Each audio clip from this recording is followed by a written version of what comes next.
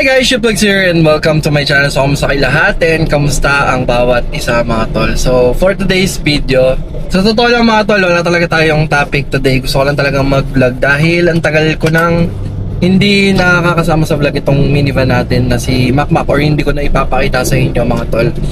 So ayun, balik-kwentuhan lang tayo kasi since yung mga questions sa messenger natin sa Facebook halos hindi ko na po talaga masagot. May mga tanong doon kung saan ba daw ako nagpa-build.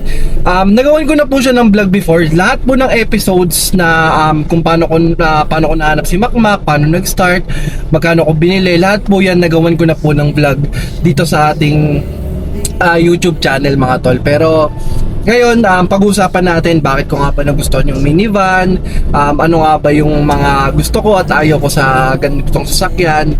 And ayun, tamang kwentuhan lang mga tol, asin sobrang ano lang yung araw na to. Kumbaga parang tamang samahan nyo lang ako sa araw ko, yun lang yan. Okay, so since paalis na tayo dito sa village ng ate ko, sobrang higpit kasi talaga dito. Ay. Morning, sir. Kailan po to? Kagabi lang po, sir. Alright guys, so nakuha na natin yung lisensya natin. Yan, makakalabas na tayo. Si Macmac ko. Yun. So, sarap pala mag-ano, no? Yung daily life vlogger. Ganito pa yung mga daily life vlogger. Ano ba yung mga daily vlog ba yung tawag? So, time check 9:18 mga tol. Samahan niyo lang ako. Kasi unang stop natin ngayon, punta tayo doon sa kapatid ko. Tingnan natin kung magkakasya yung yung sopa. Kasi binibigay sa akin ng kapatid ko yung sopa. I-share ko lang din pala sa inyo kung bakit ko nga ba nagustuhan ng minivan. So, totoo lang po, kung napanood nyo po yung naikwento ko naman po doon yung episode ni Mayor TV, which is yung buhay minivan exclusive. Na-share ko naman ba po doon kung bakit ko nagustuhan yung minivan. So, isa rin sa mga naging impluensya sa akin, si Boy First Time, tapos si Mayor TV. And then, nanonood din po kasi ako ng mga, yun nga, in Japanese na, mga Japanese car, and mga Japanese na nagka-camping. So, sobrang nag-interesado ko. And mahilig, before pa noon pa, mahilig na talaga kami magkakapatid sa sasakyan. So, mahilig po talaga ako magbuo ng sasakyan. Kasi nung una ko sasakyan na binuo talaga is yung Nissan Lek. So kung alam nyo po yung Nissan Lek, yun po yung mga binubuo ko. So from there on, mahilig na talaga ako sa mga Japan, yung mga Japan na sasakyan. And then naging interesado ako nung napanood ko yung mga vlogs ni Mayor TV, ni Boy First Time. Kasi sabi ko, ang cute kasi niya. Kumbaga, ang late niya, pero ang laki-laki niya sa loob, di ba? Parang yung iba kasi, di ba, ginagawa talagang pang-camping yung ganitong van. So from there, yan, naging interesado ako na bumili ng ganito at magpa-build ng ganito. Kami rin nagtatanong sa inyo, yung mga hindi talaga nanonood ng mga episodes natin, saan ko ba nga daw pinagawa si Macmac? So pinagawa ko po kasi Macmac sa Shacho Motors sa may Dasmariñas, Cavite. Ang nangyari po kasi, ang ginawan ko po yan from episode 1 hanggang episode 3. Nag-ikot-ikot ako ng mga shop. Actually, ang pinaka first choice ko po talaga na builder is FC Cars Manila. Nung nakita ko yung gawa nila, nakita ko rin yung mga ibang reviews nila. Sabi ko, okay dito. Ngayon, pinuntahan namin yung, unang-unang episode ko, tsaka unang-unang pinuntahan ko rin ata sa Cavite. Yun nga, ang system mo is puno na sila. Hindi na sila naggagawa ng minivan. Kumbaga, hindi na sila nag-a-accept. Parang tinatapos nila yung mga ongoing nila. Tapos tsaka na lang ata daw sila mag-a-accept. From nung time na yun, pero nung time kasi na yun, kailangan ko na talaga ng sasakyan. Kumbaga, parang kailangan ko na talagang makapag-build ng sasakyan since wala na nga ako sasakyan na ibenta ko na yung sasakyan ko. So, kailangan ko na. And yun, nag-ikot-ikot ako. Yung pangalawa ko rin nagustuhan na builder dito sa may Dasmariñas, Cavite, yung Mugen Trucks and Trading, kasi sobrang linis nila gumawa. And then sa conversion mga tol, hindi ko masabi kasi hindi ko rin natanong yung mga conversion nila. Sa totoo lang, karamihan ng builder yun kasi yung medyo hindi nila dinidisclose kasi maraming pagtatalo, maraming alam mo yun, mga comments pag nag-disclose siguro sila. So yun yung dalawang builder talaga na nagustuhan ko talaga, na gusto kong magpa-build. Kaso nga lang, si Mugen naman nagtatanggap naman sila pero parang 4 to 6 months ata.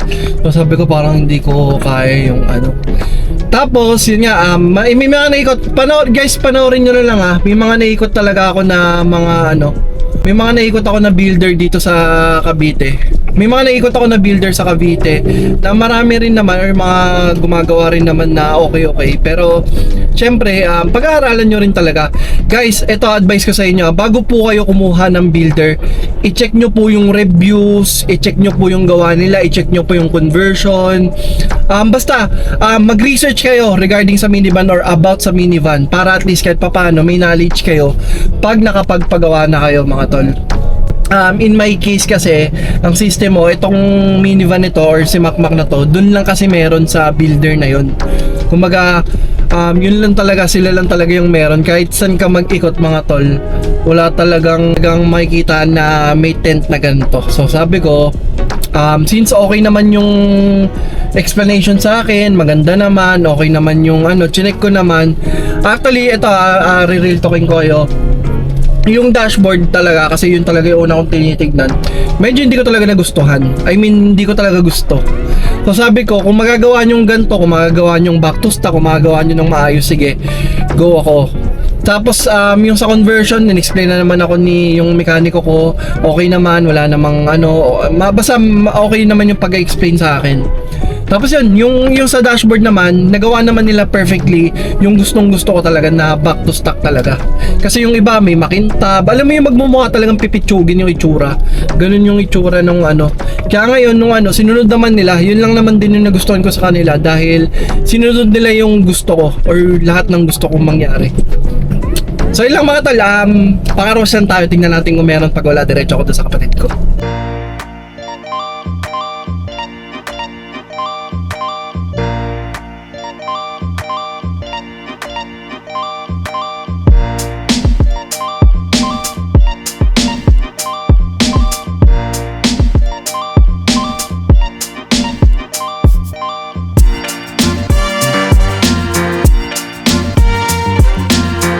Alright guys, so kakatapos lang natin magpa car wash. Pinagpawisan ako doon, grabe. Nanginit. Pero yun na, at least malinis na ngayon si Macmac. So ngayon, back to topic tayo mga tol. Pag-usapan naman natin ngayon is yung mga na-encounter kong issues sa kanya. Actually mga tol, pinaka number one talaga, which is alam nyo naman niya kung talaga nakasubaybay kayo sa ating minivan journey, is yung sa gas consumption. Ang story kasi nito mga tol, from manual kasi talaga siya, originally manual siya. Since gusto kong may drive din kasi siya ng girlfriend ko, pinagawa ko siya na from manual ginawang automatic. So nag-agree naman si mekaniko na kaya na namang i-convert yung ating minivan into automatic. So yun na nga, bali yung minivan pala natin sa DA64B originally. DA64B, sinemi-wagon na lang niya, tapos manual yung ating yung ating minivan. So yun, bali kinonvert nga siya sa automatic. I think yung makina, I'm not sure kung talagang yun na yun, pero sabi naman ng builder ko, yun naman daw yung makina. Pinalitan lang talaga is yung pinaka transmission. So yun lang mga tol, yun lang naman. Actually sabi naman ng mekaniko ko, pinacheck, nakailang balik naman ako, pinacheck ko kung bakit malakas sa gas, nilinis lahat, throttle body, chinek lahat, yung mga injector. Until now, kahit pag long drive, pumapalo lang siya ng 7. Pag city driving, pumapalo lang siya ng 5. So ngayon, pinaka last choice ko, gusto ko siyang ipacheck kay Ben Tokyo. So si Ben Tokyo kasi isa sa mga trusted builder ni Mayor TV. So tatry natin doon. Actually nag-ipon-ipon lang ako para kahit papano medyo ready sa gastos mga tol. So yun yung issue na na-encounter ko. Pangalawa, ang issue na na-encounter ko is yung leak. Yung leak po dito is meron po siyang leak sa harap. Pangatlo, ang na-experience ko naman is yung aircon. Yung aircon may mga times na nahihilaw siya. Yung hilaw meaning parang medyo hindi, walang masyadong lamig. So pang-apat na na-experience ko is yung suspension niya.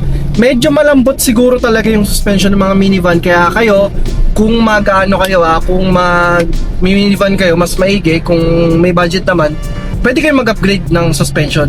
So alam naman siguro yun ng mga ibang nagbubuo ng mga minivan owners or mga minivan. So far, okay naman. Pag bibili kayo ng minivan, don't expect na lang po na yung bilis. Alis na lang kung naka-turbo. Kasi actually, kahit naka-turbo, medyo nanibago rin talaga ako. System mo po kasi, pag galing ka sa mga 1. Ako kasi galing ako sa 1.3, 1.5, 1.6 na sasakyan. Medyo nung lumipat ako dito, nanibago ako sa takbo niya. Hindi siya yung tipo na actually kahit Wigo, parang mas mabilis talaga yung Wigo kasi 1.0 nga naman yung Wigo. Kasi ito, nasa 660cc lang po yung engine nito. Kaya don't expect too much na may power talaga. Unless na lang kung palit makina ka, di ba? So yun lang naman mga tol. At least may mga idea kayo, lalo na sa mga nagbabalak or kukuha ng minivan. So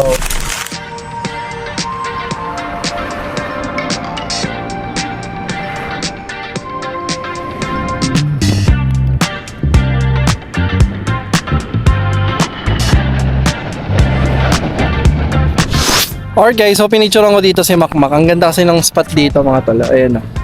Yan si Makmak. Tapos ito yung amazing show. Yan. So papakita ko lang sa inyo yung montage. Ang ganda kumuha ng mga shot dito mga tol. Yun yung dating Sofitel. Tapos papunta rin ng PICC yan. Yan. Ito yung mga building. Ang ganda. Ang ganda na yung tsura dito. Pakita ko lang sa inyo yung result mga tol. Yan o. Ganda ni Makmak. Ganda na yung tsura.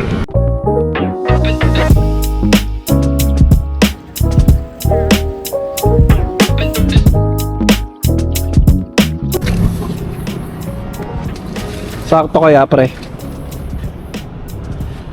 Ano yung sinabi ko kanina? 192, 191. Ito ang couch natin. Kaya? Sobrang na konti. Sige, okay lang yan. Tatali ko na lang. Tatali. Ay, kaso maninood pa kami ng sine eh. Hindi after nyo na lang panood ng sino. Pwede. Okay. So yun mga tol, bali nandito kami ngayon sa may parting Alabang Muntinlupa. Kakain muna kami dito sa may Blake's. Yan. So sinusukat lang namin kasi yung sopa, titignan namin kung magkakasya. Ganyan kuya. Open na siya ng konti. Open lang konti. Sige. Kaso tatali pa natin kung sakali.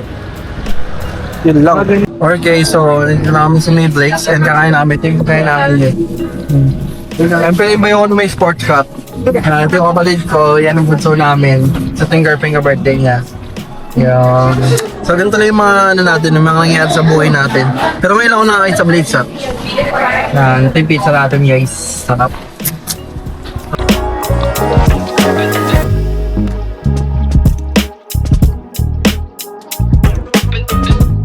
So yun mga tol, bali tapos na tayong kumain. Punta tayo sa may condo para kunin na yung sopa. Ng mga ayun, yung dalawa, yung kapatid ko, ayan o. Ganda pala na ito, nakatalikod.